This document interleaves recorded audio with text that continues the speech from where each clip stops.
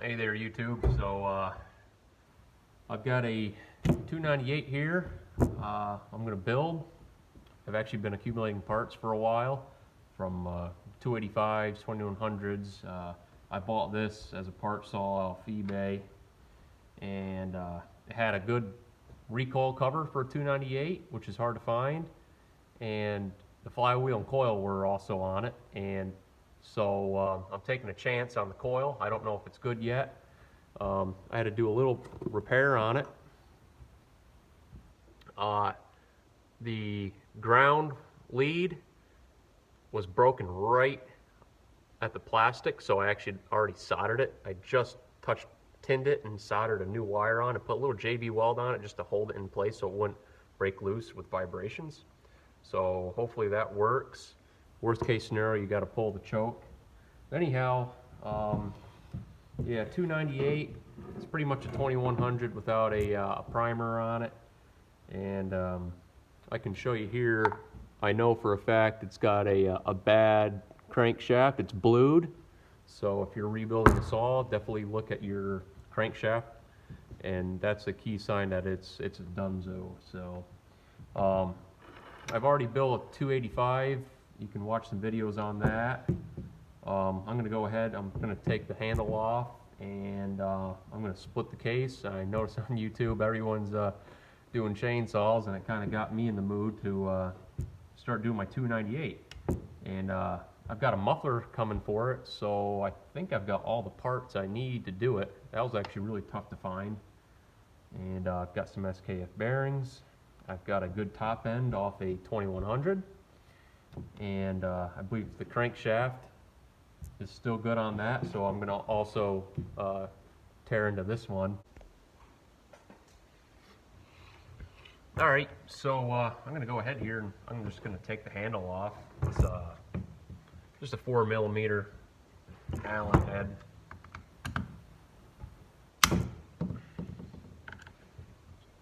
Saw had a full wrap bar, but it's bent, so I'm not going to use it. And so I bought a 390 brand new, and I ordered it with a full wrap handlebar. I've never used one or owned one. And I live in the Northeast here, and anyone I've ever talked to that has a full wrap bar doesn't like it. And I thought I'd love it. You know, you see all the loggers and stuff have them, but I used it for a little while. It was a little awkward to use, get used to.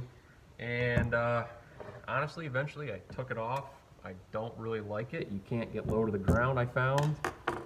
And just filling them up with gas and oil was a pain in the butt because they're wobbling all over the place. And yeah, so not really a full wrap guy anyhow, I found out.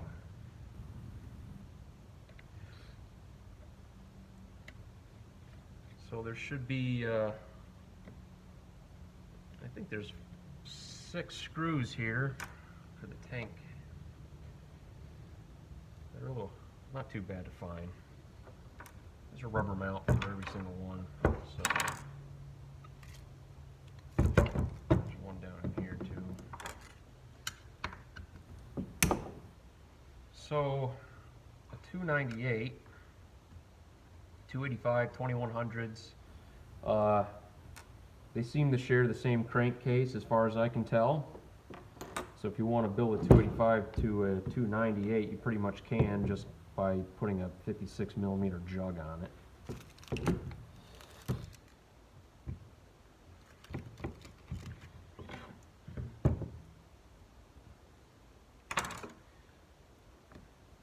But you know, there's a bunch of those saws. If you're looking for parts, there's like an 1100.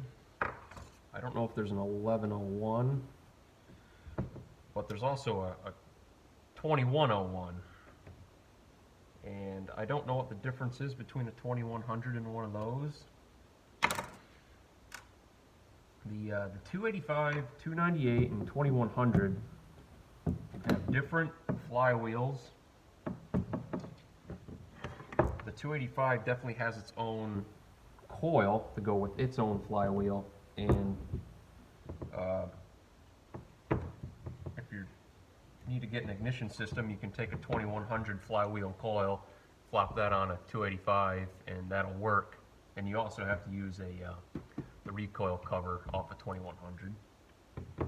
And same with the 298, the recoil cover needs to be matched with its own flywheel, because the 298 has only 2 dogs on that flywheel.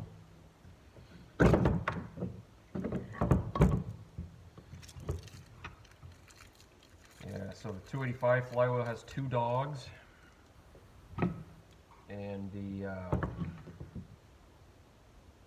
298 has 2 dogs, and the 2100 has 3 dogs.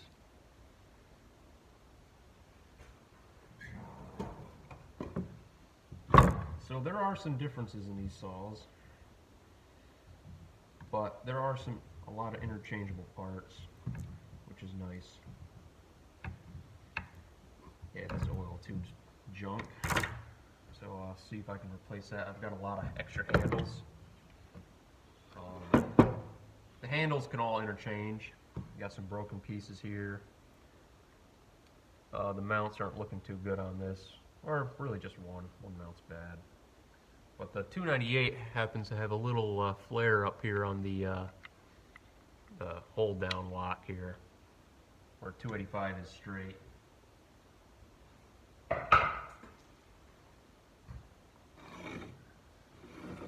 Here's a little foam piece here that goes around the fuel tank vent. Here's part of the mount that broke off.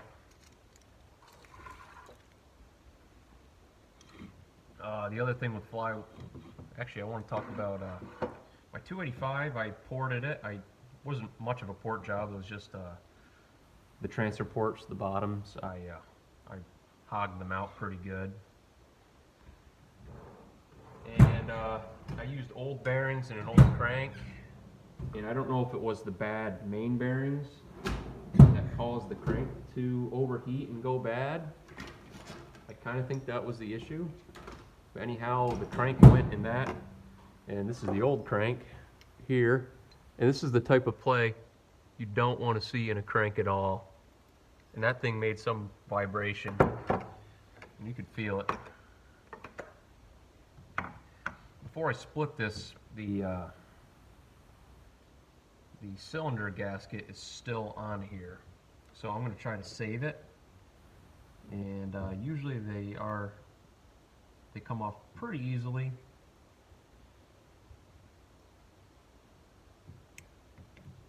Usually they kind of pop off.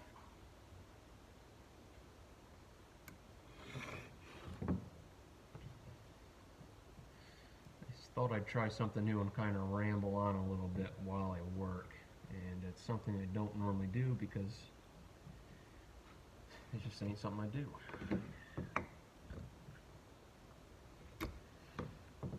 I see everyone on YouTube's splitting cases. Kind of funny. You know, it's funny how on YouTube you know, you buy something and start doing a project, and it seems like everyone else is doing the same exact thing. It's like, I got a 298, and all of a sudden I'm seeing all these 298s pop up on YouTube. It's not a very common saw, especially around our area.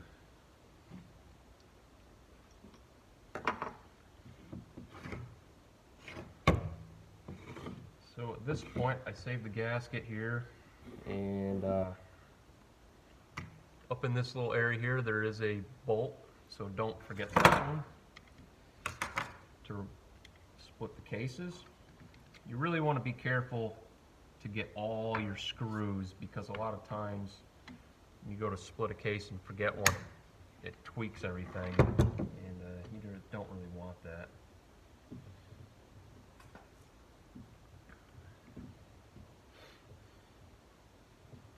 I'm talking about splitting cases on YouTube. You know, everyone's got the right tools to split cases, and I don't have them.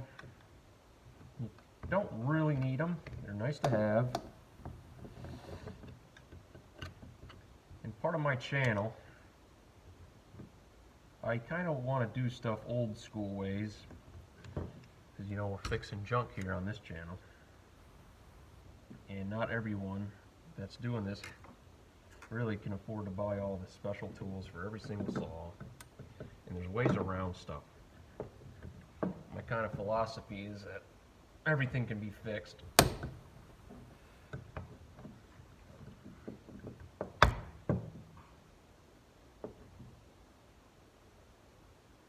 think I stripped that.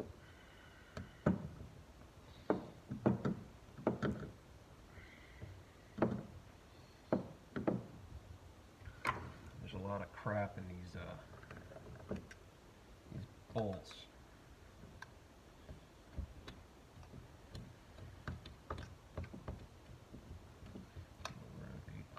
The other thing, I can only make YouTube videos that are only 15 minutes long because I make them on my phone, which kind of sucks.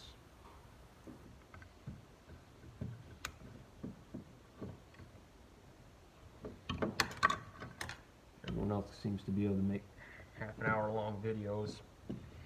It's tough to try to get everything done you want, even in half an hour, to make it worthwhile. This one I thought I stripped here. I just got I happen to have a 1/4 inch drive here, Allen, and I'm actually using a 5/32 on that one. I wasn't able to break that one loose. Luckily I got this other case here, so I should be able to maybe steal a bolt off that when I go to rebuild it.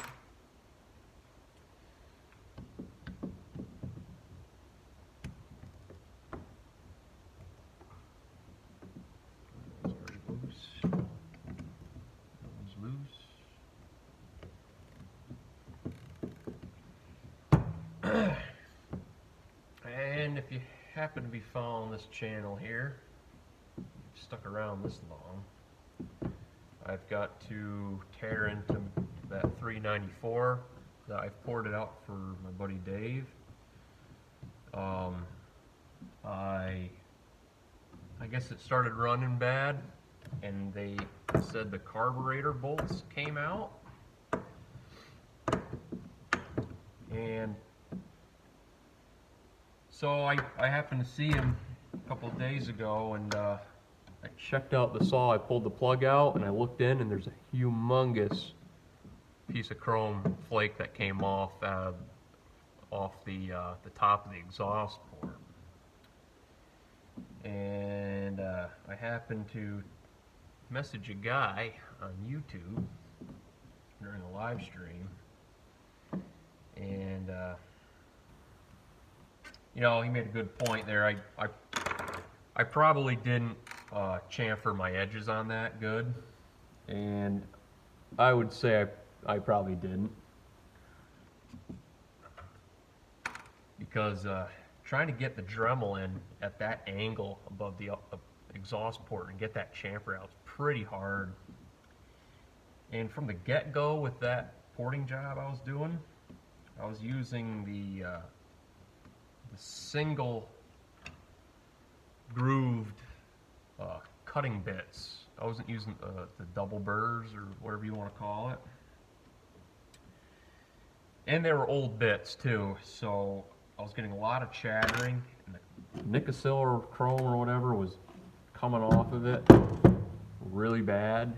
And a lot of places it didn't really matter because the piston wasn't really touching it. It did come off the bottom of the exhaust port, but I smoothed that out the best I could. And we'll see what happens. We'll tear into that saw. I got to order some parts for that here. I'll probably do the same exact thing. I think I'm going to try to port it the same way I did it, because it came out really good. That saw ran awesome. That thing was just a ripper. And so we'll get to that too. So I'm just going to get the my spreader set up, and I'll show you how I do that. It's pretty cool. Alright, so I've kind of got my setup here, and what I just want to show you the way I split it, and this is an old method. If you don't have any special tools, essentially what you do is, I've just got a 1/2 inch bolt, all right, and I put a nut on it, screw it down all the way, and you know, I've got a different selection of nuts, or bolts, sorry, you know, for different areas on the chainsaw that, you know, they might fit, and you can do different sockets. So I use a bolt, nut, I'll put a washer sometimes, and a socket. And essentially what you can do is you tighten or loosen rather this nut here, and this bolt will come out and it will actually spread and push apart the case. Right now I've only got 2. I got one on top, and so a lot of guys don't like doing this because you're at risk of breaking, you know, breaking the case, and you know, you obviously don't want to do that in an old saw. I've done this a couple times. I've had really good luck with it. You just got to pick some good spots. Sometimes, you know, there's areas here that are you can't really push down in here because this piece here is curved. You might be able to get one in there, just at least to help it along, and you kind of work your way around. I'm just kind of gonna give it a go here and see what happens. And the same thing, you really want to make sure that you got all your bolts out, and you'll know you don't have them out because these won't do anything. You'll sit there and crank and nothing will move, and that's when you break stuff, and it's usually because you left a bolt or a screw in there. So I'm just going to put a little tension on it and see what happens. And so I'm going to stop right there because nothing's moving. So I might add another one in. And the same thing, I'm going to look over this to make sure I didn't forget a screw. I've got, you know, I did miss one, so that's good. You got to catch that shit on camera. Got one right at the bottom here. I thought I got all 6 out, and I only took 5 out. So there's 7 total, just so you know. What I'm going to do is take the tension off this so I can get that screw out. Yeah, I had quite a bit of tension on that. That was a little dangerous. Honestly, every time I do one of these, I usually forget a screw. So, but you know what? You're working on these things, they're just caked full of crap and grease. It's really hard to find it sometimes. And actually, that was the screw right where that spreader was.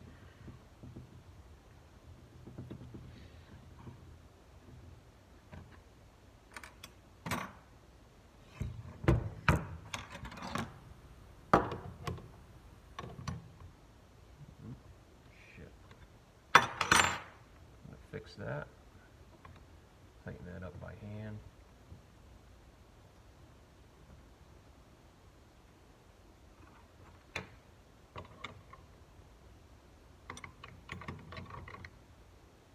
Yeah, this thing's coming apart really easily. I guess you could see that. I'm actually only doing this one down here. Alright, so that one's getting a little stiff, so I'm going to switch back up here. Move that one out. This isn't really a good spot. I wish it was kind of up in here.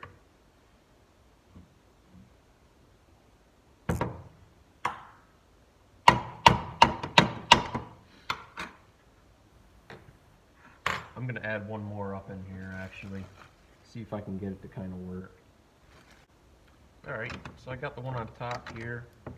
It's a little funny, but it's working. And it's actually coming really easily now that I've got that last screw out. And I'll do a little more up here. It'll come down here. I don't know if you're doing it this way and you start to bind things up. I don't know if you're really going to risk ruining the crankshaft. I don't know how delicate that really is. When it's, you know, getting bent out and tweaking, you're probably risking breaking the journal or the rod end. because that can happen. I do have a crankshaft here I could probably show you that's happened too. Not necessarily because of this, but just because it was a broken crank.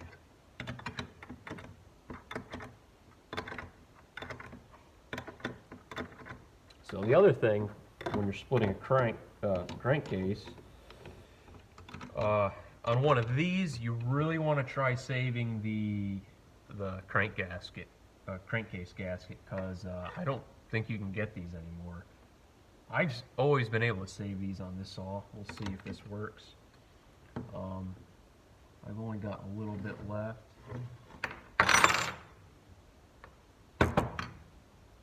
And on this particular saw, there's the crank gasket runs up here below the intake and the carburetor. If that broke off there, it's probably not the end of the world, because you really only need the crankcase and you don't have to worry about bar oil, because this has it in the handle, which is nice.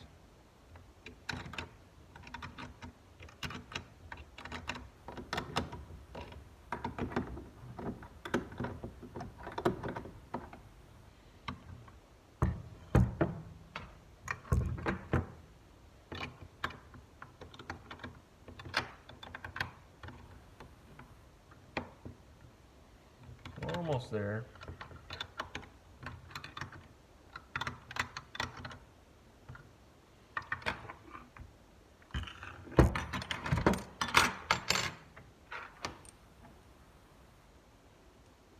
I'm getting a little finicky here with this one. Switch to a different socket.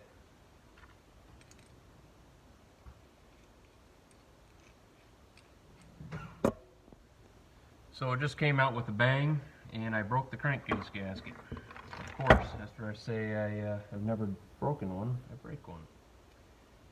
I don't normally do what I just did, and I pulled them apart with my hands, because my spreaders were kind of falling apart here. Worst case scenario, if you did a rebuild on these, you could probably get away with using like a type of Permatex, like a thin coat around them. I'm sure you'd probably be fine. The only thing you got to worry about is that gasket does have, you know, it's a piece of paper pretty much. So, you know, really, you want to keep that same space between the crank and the crankcase has. Alright, so the last thing here, I've got it just set up on a 4x4s, and I've got a center punch here. I'm on the flywheel side, and there's a nice recess in there for a center punch, and I'm just going to pound her out.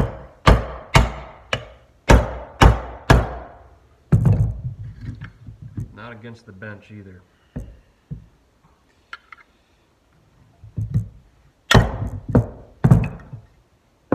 That's it. Alright, so this crankshaft, it's a little hard to see. I got crappy light in here, but right there, you can see it's blued. No good. The other thing I've heard, I don't know if this is true, but usually when the bearings stay on your crank, that's a bad sign too, that the bearings are shot. And I know these are shot. You can feel they're kind of gritty. And this chainsaw, I can tell it's been sitting around for a very long time. And that's the other thing is, you know, I could probably use this crank, but I probably shouldn't. You're going to want to inspect up in these areas here for cracks and all that, because that can happen. And when there's a crack, the centers of the journals here will twist and get tweaked, and yeah, you lose power that way. That's no good. The last thing I didn't do was pound the bearings off, but I'm not going to use this crank, so I usually just use a punch and just put it in a vise and, you know, press them out. I'm going to clean all this stuff up, get my parts I need to finish this. I've got to actually split this 2100 here to get the crank out of that, and I'll get everything together and I'll start rebuilding it. So thank you for watching. If you like the videos, hit a thumbs up, hit subscribe, and hopefully I see you around. Thanks for watching. Take it easy.